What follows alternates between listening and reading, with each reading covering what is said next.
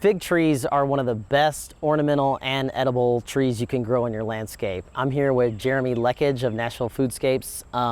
Tell me all about this fig tree. Yeah, so this is about 10 years old, this tree here, and it's on a southern facing brick wall, which is a really good spot for a fig. As much sun as possible and thermal mass, right? So that's a brick wall, that's a stone wall. I mean, really just any wall is enough thermal mass to really keep it going. I've had some dieback on mine a few years back when it got below zero, but other than that, it's been really tough, which is fun. And you've got some of the fruit right there. Yeah.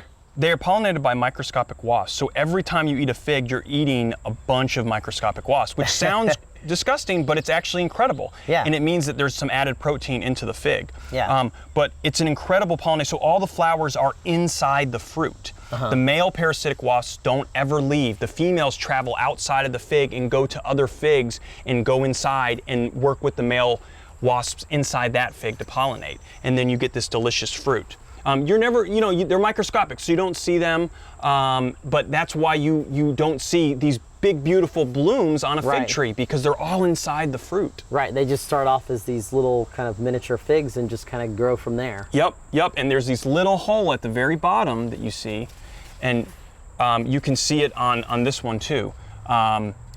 That's where the microscopic wasps travel in and out. Very cool.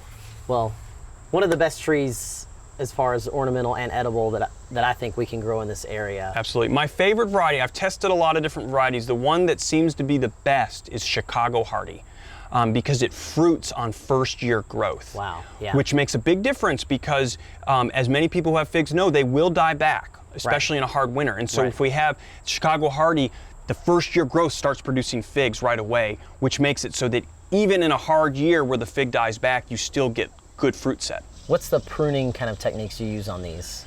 Yeah, so figs are almost always, at least here, going to die back some in the winter. So I usually wait until early spring and to determine where it's how much has died back, and then I cut it right kind of where it's dead and where it's alive. And you can do that by scratching the branch here, and you can see how it's green underneath. That's the cambium layer. Okay. So if you ever want to determine whether the fig tree branch is dead or alive, you can do little scratches up and down it to determine where it's dead and where it's alive. If it's dead, it'll be brown underneath. Cool, yeah. So a nice, compact, ornamental, edible tree. Don't forget about fig trees.